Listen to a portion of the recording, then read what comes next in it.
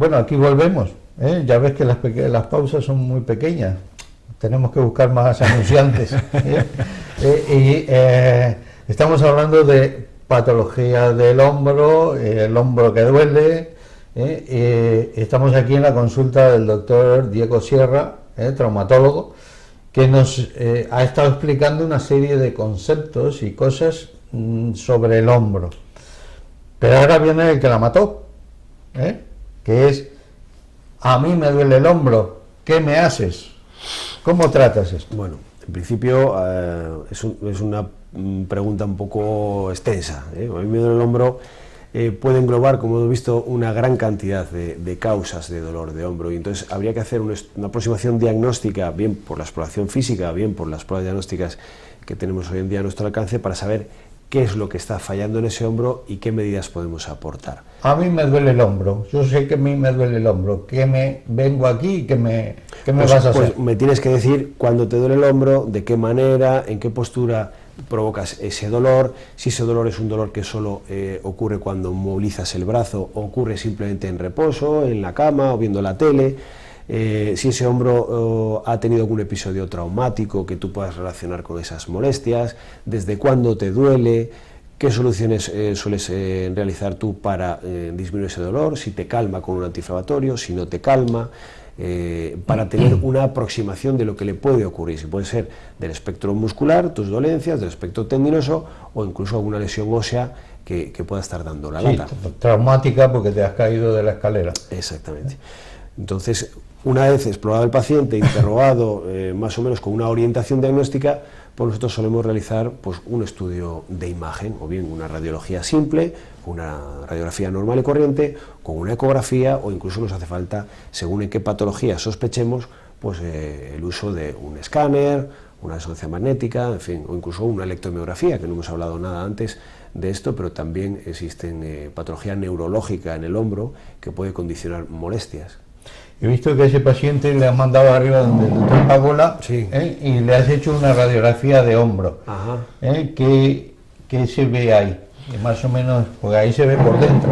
Sí, mira, pues hombre, aquí se ve fundamentalmente lo que es un hombro normal en una proyección anteroposterior, y esta sería una proyección oblicua, y en la proyección anteroposterior lo que vemos es el extremo proximal de la cabeza humeral, que se está articulando con la superficie de la glena. Que es pequeña, como dijiste. Es pequeñita, posiblemente la glena es muy pequeñita realmente, es más o menos un tercio de la superficie articular del hombro, por eso tenemos mucha movilidad en el hombro, como comentamos anteriormente. También se ve el perfil de la escápula, que es parte también del hombro, el perfil de la escápula, y el extremo distal de la clavícula. Todo ello configura dos articulaciones que forman parte del hombro: la articulación acromioclavicular entre la clavícula y el acromion, y la articulación glenohumeral entre la escápula y la parte proximal del húmero. Bien, vino el paciente y le mandaste aquí a hacer la radiografía, y después que este no tiene nada, pero le sigue doliendo. Este no tiene nada, pero sí que efectivamente en ocasiones la radiología ya nos explica cuál puede ser el problema. Por un lado vemos cosas que no deben de estar en una radiología, como puede ser calcificaciones en el entorno de la inserción tendinosa, una zona calcificada, o bien podemos ver un espacio subacromial, lo como comentamos anteriormente, el espacio entre el acromion y la superficie superior de la cabeza humeral, un espacio muy disminuido. Cuando existe un espacio muy disminuido, ya indirectamente nos está diciendo que hay un problema mecánico, que hay un conflicto de espacio en el cual los tendones no pueden deslizarse. Eso ya nos daría parte de la solución, digamos. Si tenemos ese problema, sabríamos cómo abordarlo. Sin embargo, en ocasiones, cuando no tenemos nada que nos evidencie la lesión que puede estar dando problema, pues hay que recurrir a la resonancia magnética o al estudio ecográfico. Porque aquí lo único que vemos son huesos, no ves los tendones ni los músculos ni nada. Exactamente, no, pero sin embargo sí que indirectamente nos puede dar bastantes pistas de lo que está ocurriendo. Ya te digo, porque a veces el entorno muscular desde luego no se ve, ni el aparato ligamentoso, pero si ves una alteración de la estática del hombro, que por ejemplo que existe una luxación o una subluxación, sí que nos está traduciendo que hay un problema de las partes blandas, o si hay alguna zona calcificada también nos está diciendo que las partes blandas tienen un problema inflamatorio o lo han tenido. Con lo cual sí que nos puede dar mucha información una radiología simple, y creo que es el primer paso para entender qué es lo que le ocurre al hombro, es hacer una radiología simple. El siguiente paso. Si esto no funciona bien y a nosotros, con la exploración del paciente, con la interrogación del enfermo, nos dice que efectivamente pues, tiene un problema crónico, inflamatorio y tal, quizás para entender mejor lo que le ocurre a este paciente habría que hacer una ecografía para saber si tenemos la sospecha de que puede haber un problema tendinoso. Con una ecografía, es un procedimiento barato, accesible, rápido, nos podría solucionar la duda diagnóstica. Sin embargo, si queremos buscar una patología más articular, una patología más profunda, en la cual la ecografía no nos determine la causa del problema, habría que recurrir a la resonancia magnética. La resonancia sí ya es definitiva, ya te dice un poco qué es lo que, o qué tipo de patología hay. Exactamente, la resonancia magnética, bueno, pues con una potencia diagnóstica muy superior a otros procedimientos, nos puede decir exactamente qué lesiones hay en los tendones, de qué magnitud estamos hablando. También nos puede dar signos indirectos desde cuánto tiempo lleva esta lesión, si es una lesión aguda, si es una lesión crónica, si existe una buena congruencia articular o existen lesiones de la cápsula o del labrum en la glena que nos condicionen una inestabilidad. En fin, nos da una potencia diagnóstica mucho más importante que los estudios previos. ¿Y la electromiografía esa que hablabas? La electromiografía en el hombro está más destinada a explicarnos el por qué hay atrofias musculares, el por qué hay impotencias funcionales desde el punto de vista neurológico. En ocasiones hay lesiones del plexo braquial a nivel cervical que pueden condicionar insuficiencias musculares, atrofias musculares, paresias musculares o parálisis musculares que van a dar lugar a impotencia funcional, a limitaciones funcionales y a molestias, a dolor. Estamos hablando casi como único síntoma de la patología del hombro el dolor. ¿Qué otros síntomas, o sea, qué síntomas puede traer un paciente que viene con alguna patología de estas que hemos hablado? Fundamentalmente el dolor es el síntoma estrella, sin embargo, pues también puede darse lugar el déficit de movilidad. Puede decir, oiga, yo es que no puedo llevar la mano hacia atrás, o es que cuando me peino no llego a atarme la coleta, o no puedo mover el brazo como lo movía previamente. Es otro de los síntomas importantes, aparte del que hemos comentado de la inestabilidad. También puede decir, pues mire, es que el hombro se sale de su articulación en determinadas posturas, o cuando estoy nadando, o se me salió el otro día que estuve jugando un partido de fútbol, y entonces pues nos vale mucho qué tipo de dolencia tiene el paciente para tener una idea de lo que le ocurre al hombro. Ya más o menos tenemos sus síntomas, lo has diagnosticado mediante este tipo de pruebas que le has hecho, y ahora ¿qué hacemos con él? ¿Qué le vas a hacer? Pues habría que primero tener la certeza de lo que le ocurre al hombro, porque claro, el tratamiento es diferente en unas cosas o en otras. Si simplemente el paciente dice, mire, yo estuve el otro día pintando una pared y a partir de ahí tengo un dolor en la zona así de la escápula que no me deja dormir y tal, pues hombre, probablemente habría que hacer un tratamiento conservador, darle unos antiinflamatorios, ponerle en manos de un buen fisioterapeuta que relaje su musculatura, que elimine las contracturas que pueda haber. Podríamos poner antiinflamatorios, algún corticoide, incluso alguna infiltración, y en ocasiones, depende de qué patología estemos hablando, hay que recurrir a la cirugía. Y las infiltraciones, antes de llegar a la cirugía, de la que quiero que nos ilustres un poco, ¿qué son las infiltraciones? ¿Para qué las hacéis? Bueno, la infiltración normalmente lo que tratamos es de desinflamar. Para mí es un pinchazo. Un pinchazo. Es un pinchazo. Pero para ti, ¿para qué la haces? Pues yo las hacemos simplemente para introducir un fármaco allí donde queremos depositarlo, con una aguja, con un pinchazo, con la finalidad de desinflamar una estructura que entendemos que está inflamada. Esto pueden realizarse infiltraciones según en qué territorio, según lo que queramos tratar. Podemos hacer una infiltración del bíceps, porque tenemos una tendinitis del bíceps, una infiltración del espacio subacromial si tenemos una bursitis subacromial, o si tienes una tendinitis refractaria al tratamiento conservador, también podría infiltrarse ese tendón. Hoy en día el estudio ecográfico nos ha traído la infiltración ecoguiada. Antes, normalmente, los traumatólogos siempre hemos realizado infiltraciones en las articulaciones como tratamiento, pero hoy en día pues, el uso de la ecografía hace que podamos depositar el fármaco allí donde queremos. ¿Qué fármacos son esos que le ponéis en la infiltración? ¿Son siempre los mismos o habitualmente puede ser desde un analgésico normal hasta un antiinflamatorio potente como es un corticoide? El corticoide normalmente lo utilizamos con anestésicos, bien con anestésicos. O sea, una mezcla de dos cosas. Una mezcla de fármacos. Bien un anestésico que proporciona pues, una disminución de las molestias inmediata y que da tiempo a que posteriormente el otro fármaco que utilizamos, el corticoide, haga el efecto antiinflamatorio que buscamos. Pero el señor o la señora que nos están viendo dice, a mí me lo han dado, pero al mes o a los 20 días estaba igual. No funciona. Bien, ¿me vuelves a pinchar? Puede suceder, pues depende, quizás si esta infiltración no hemos conseguido puede deberse a varias causas. Por un lado, quizás no lo hemos hecho bien, quizás pues, con la mejor intención ponemos una infiltración para buscar una solución, pero igual no hemos localizado el sitio exacto donde debemos tratar la lesión. Podríamos intentarlo una segunda vez, a ver si obtenemos un beneficio.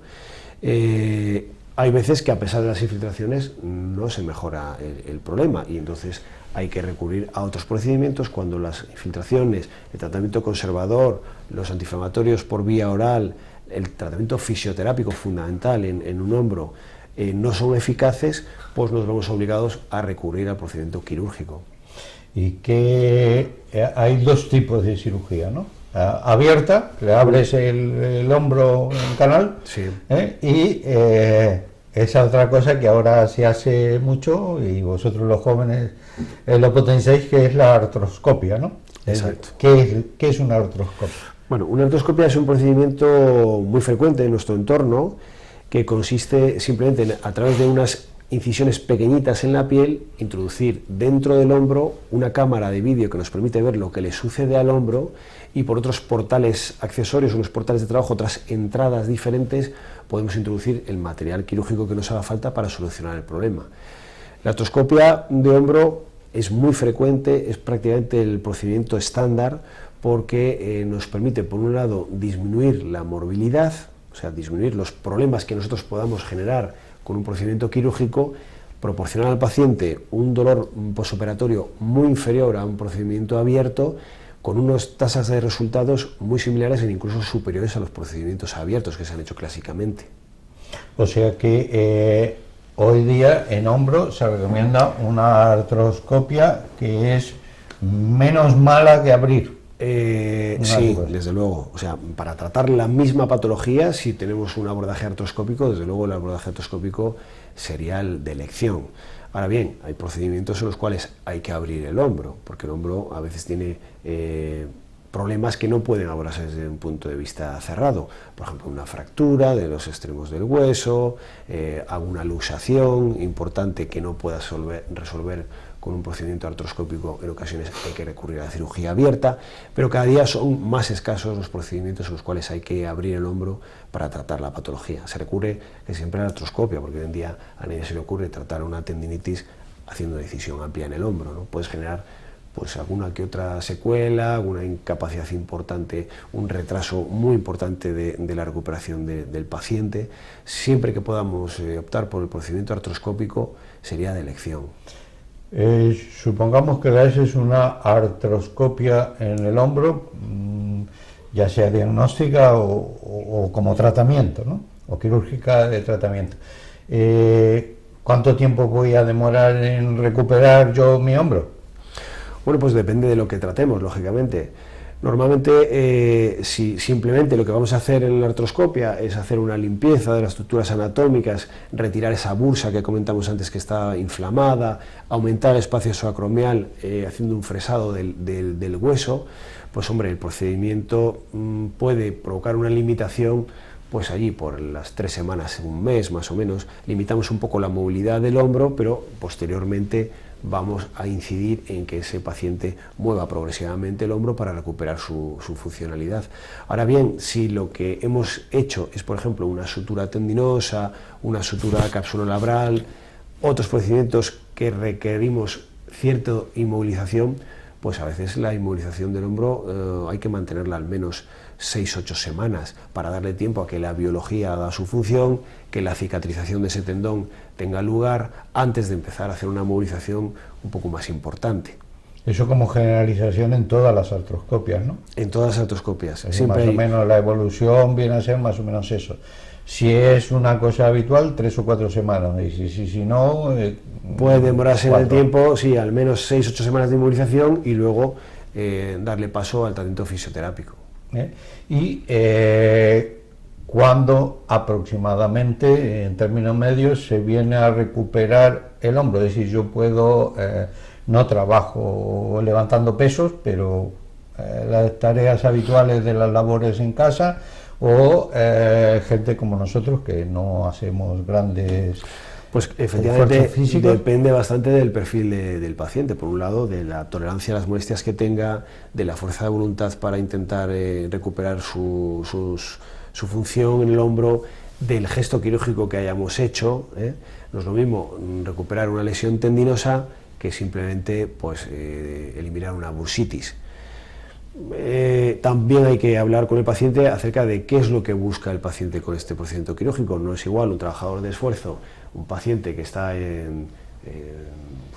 tirando de pala, digamos, que un paciente que trabaja con un ordenador. El perfil del paciente también va a condicionar en gran medida los resultados que vayamos a obtener. Si vamos a tratar una lesión tendinosa porque ha habido una rotura y requerimos una inmovilización, pues habitualmente pues puede demorarse en el tiempo bastante, quizás no para utilizar un teclado de un ordenador, pero sí para tirar de una pala, pues a veces puede demorarse incluso 6 meses el tratamiento fisioterápico y completo de ese hombro para tenerlo, digamos, solucionado el problema. Ahora bien, si es una patología más banal, una bursitis, un proceso inflamatorio que es un poco refractario al tratamiento conservador, pues probablemente igual pueda recuperarse mucho antes, en el entorno del mes y medio, por ahí. O sea que depende un poco de cuál es la patología de origen, el periodo en que se va a recuperar de la artroscopia. Exactamente, exactamente. Después de hacerle la artroscopia, de tenerlo un tiempo, ¿lo vas a mandar a un fisioterapeuta? ¿Te fías de ellos? Me fío, es parte fundamental del tratamiento. O sea, el abordaje fisioterápico para el mundo de la traumatología está íntimamente ligado a la rehabilitación. No hay una buena solución quirúrgica si no se acompaña de un proceso fisioterápico completo. Muchas veces esta conexión entre el mundo de la traumatología y el mundo de la rehabilitación no es todo lo estrecha que nos gustaría y el paciente pierde eficacia de la recuperación precisamente por no tener un buen contacto entre el traumatólogo y el rehabilitador. Entonces, luego lo vas a mandar a que haga rehabilitación. Todo el tiempo, mientras sea necesario, hasta que recupere su función. Sí, normalmente nosotros hacemos un seguimiento más o menos periódico del paciente y podemos ir aportando pues algún tipo de impresión que nos suceda, pero el trabajo fundamental es del fisioterapeuta porque quizás pues, el paciente no responde bien al tratamiento que le hemos hecho o el paciente es un poco más lento en su recuperación o aporta menos por su parte. Entonces cada paciente es de una manera y hay que tratarle de una manera específica, no hay un cliché que valga para todos y desde luego pues eso se ve de día en día, viendo cómo evoluciona el proceso y adaptando el tiempo de la fisioterapia a la recuperación del hombro. Si de alguna manera tenemos que aconsejar a nuestros televidentes algo para cuidar el hombro y no llegar a estas patologías, pues es bastante lógico. En fin, si te duele el hombro, no lo sobrecargues. Quiero decir, si el hombro te está dando problemas, hay que investigar qué le ocurre a ese hombro, porque luego las lesiones pueden ser mucho más serias, mucho más difíciles de resolver.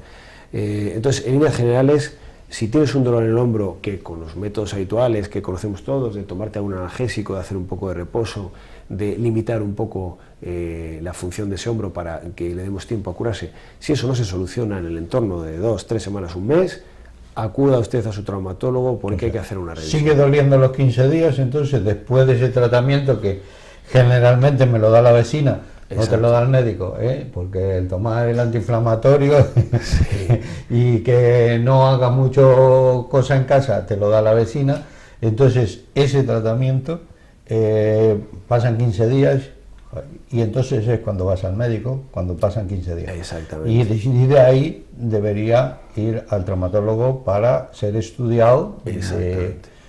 O sea que esa es la manera de un poco preservar la función correcta del hombro sin tener todas estas patologías. Exactamente.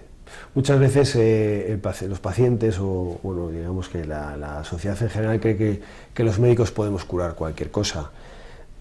Nada que ver.